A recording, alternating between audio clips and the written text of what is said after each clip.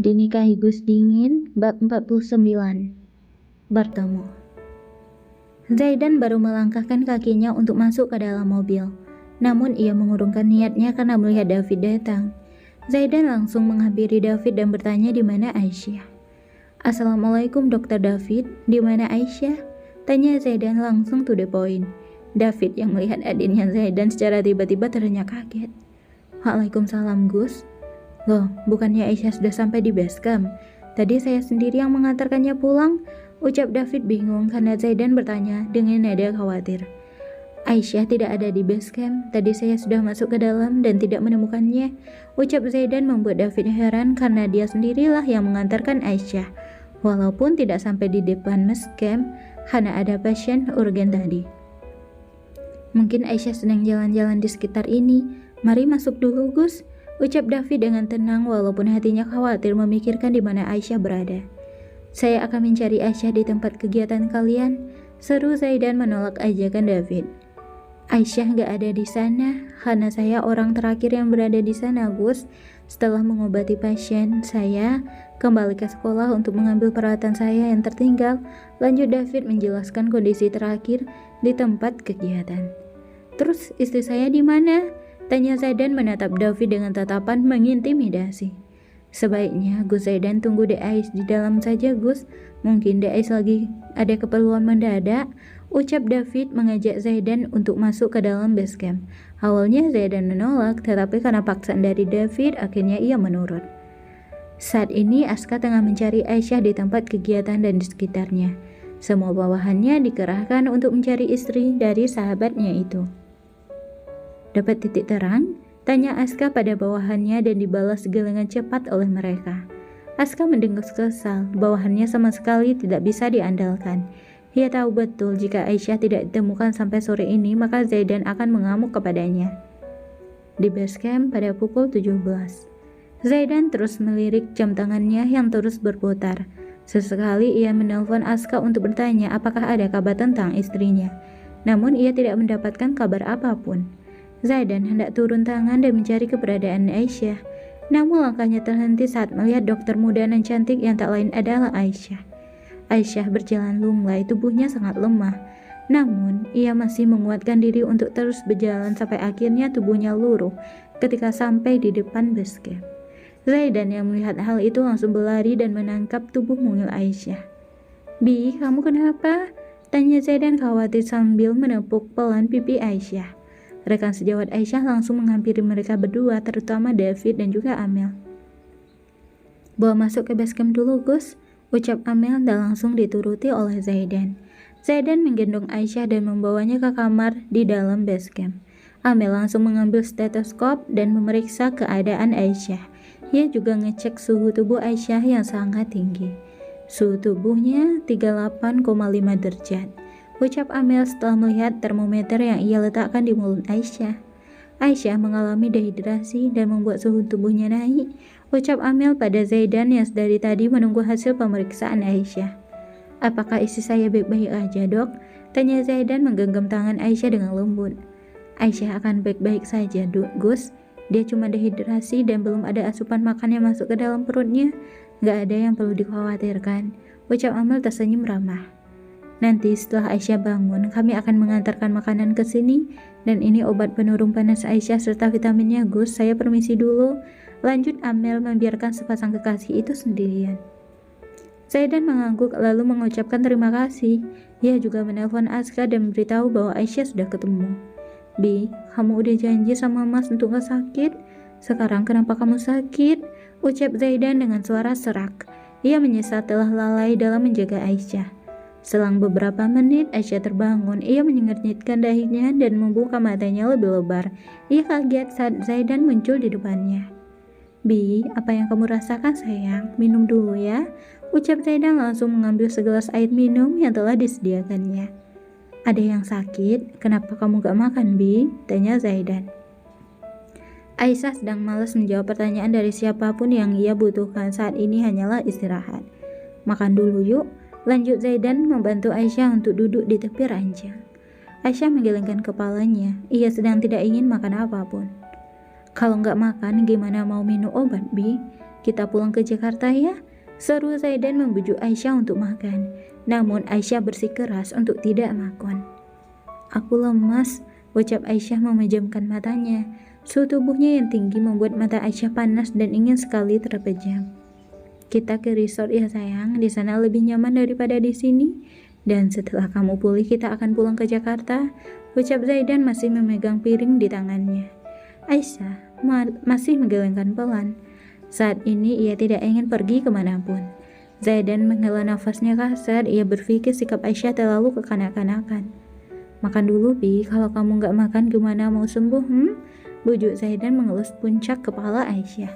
Aisyah tetap menggelengkan kepalanya membuat Zaidan frustasi. Ia bingung dengan acara apalagi ia harus membujuk Aisyah.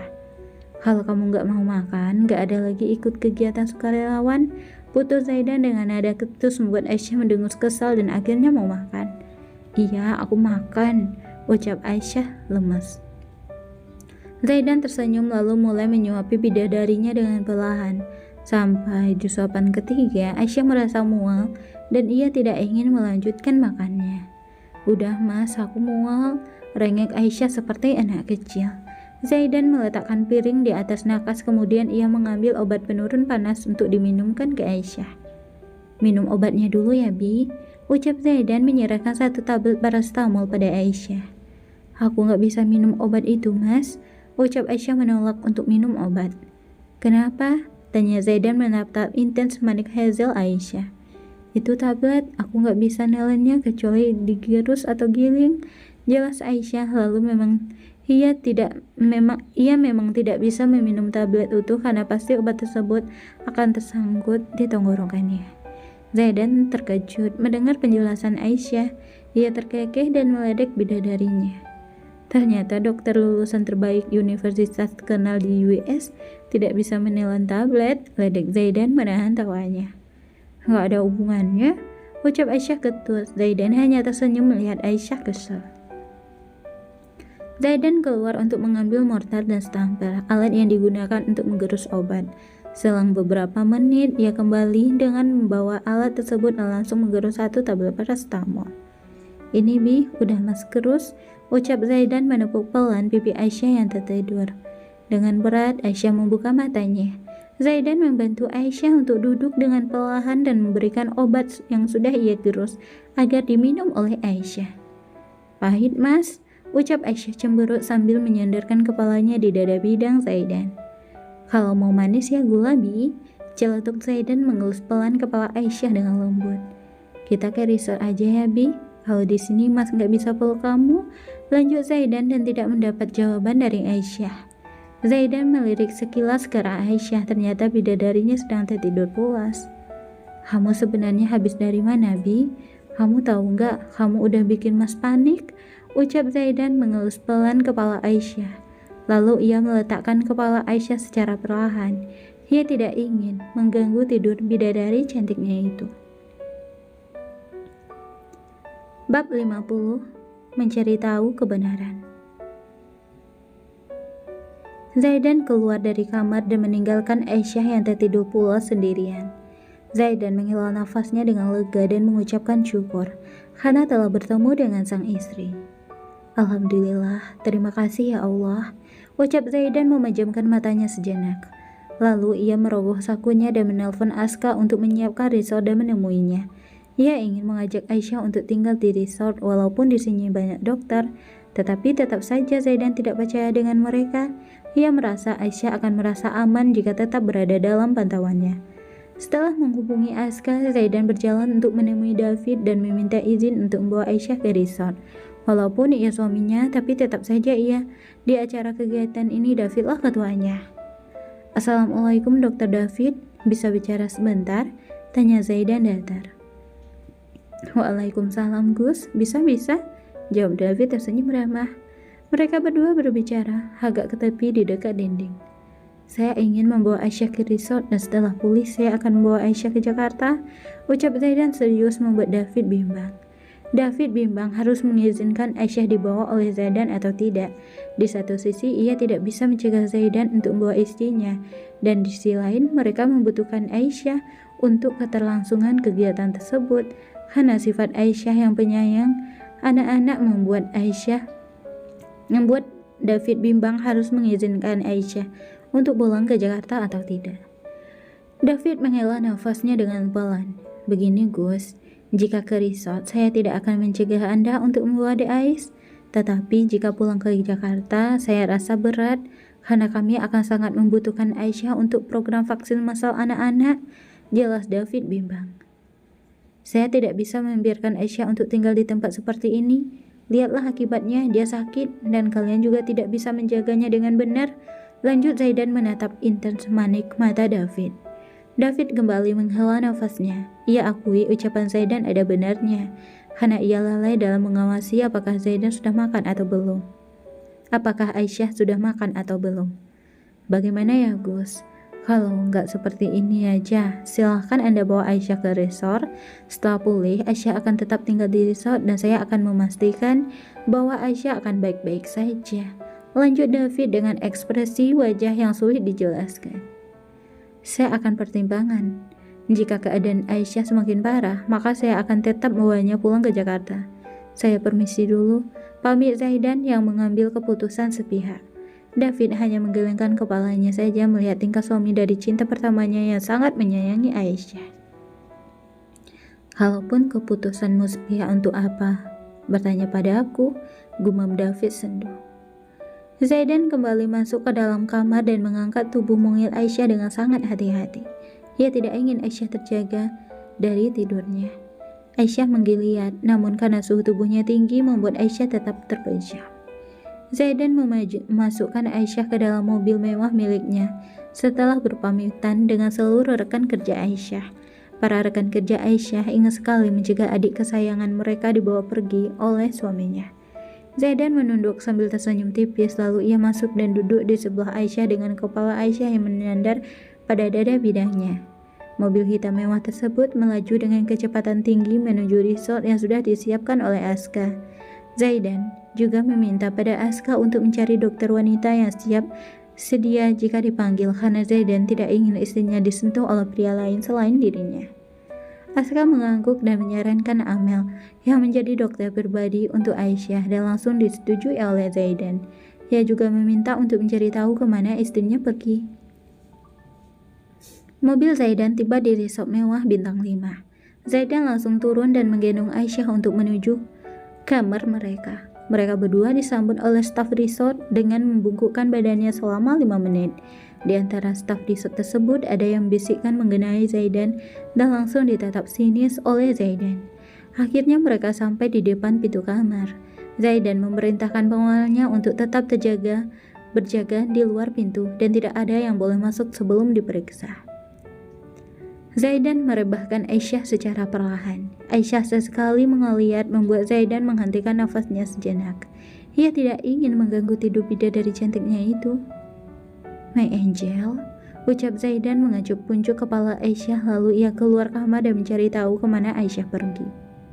Zaidan menemui Aska di ruangan khusus dan ia juga memeriksa untuk memastikan tidak ada alat penyadap seperti tempoh hari. Ada info kemana perginya istri saya? Tanya Zaidan duduk dengan tenang sambil melihat rekaman CCTV yang menampilkan Aisyah tertidur dengan tenang. Zaidan sengaja memasang CCTV di kamar resort secara diam-diam.